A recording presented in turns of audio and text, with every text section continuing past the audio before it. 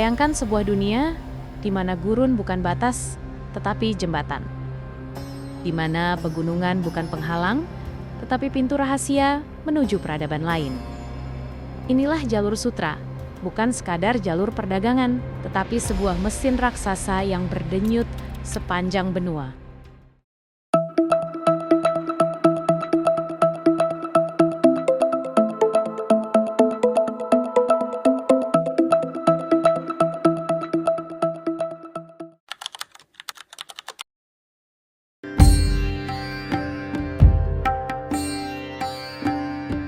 Di balik semua kisah tentang sutra berkilau dan rempah harum, tersembunyi sebuah dunia yang jarang diceritakan.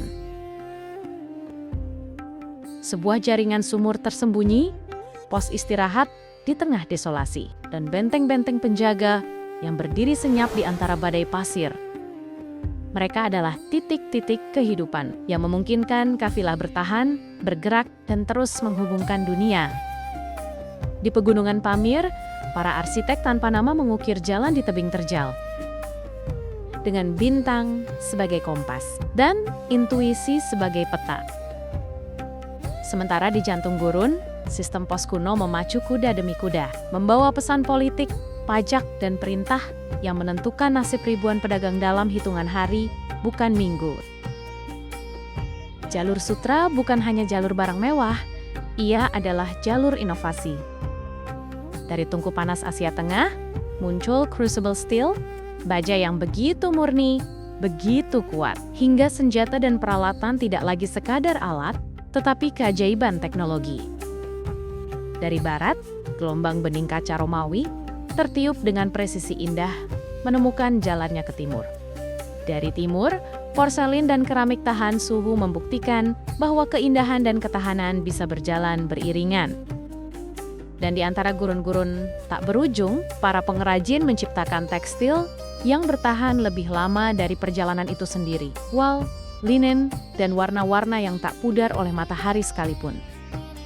Namun tak ada perdagangan tanpa kehidupan, dan kehidupan butuh air.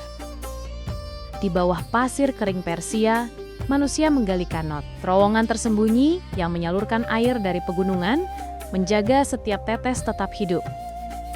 Dari tanah yang berubah subur inilah muncul pusat-pusat perdagangan besar, oasis yang bersinar di tengah keheningan padang tandus. Tanaman dari 4 penjuru dunia menukar tanah. Anggur dari Persia, persik dari Cina, rempah dari India, semua beradaptasi, bertahan, dan berkembang.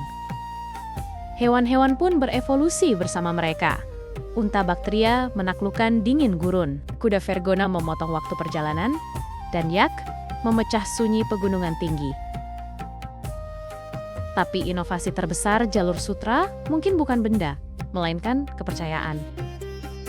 Berbagai kerajaan sepakat pada timbangannya, pada ukuran barangnya, pada kontrak yang ditulis di tanah liat, kulit, atau kertas awal. Mereka menciptakan sistem perbankan kuno, surat kredit, penukaran mata uang, dan nota transaksi. Para pedagang tak lagi harus membawa emas, cukup selembar dokumen. Di dunia yang penuh resiko, itu adalah keajaiban yang mengubah permainan. Dan di sepanjang rute, pengawalan militer, benteng penjaga, dan asuransi kafilah memastikan barang berharga sampai ke tujuan. Meski badai, bandit, atau politik berusaha menghalangi.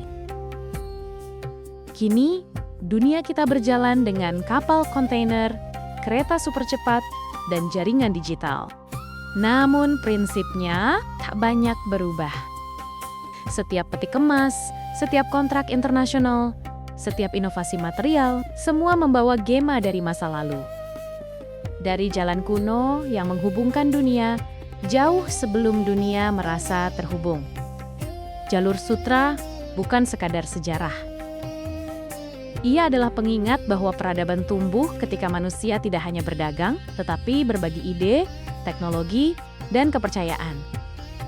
Dan mungkin saat kita menatap masa depan global yang semakin rumit, rahasia terbesar jalur sutra adalah ini. Dunia hanya bergerak maju ketika kita bergerak bersama.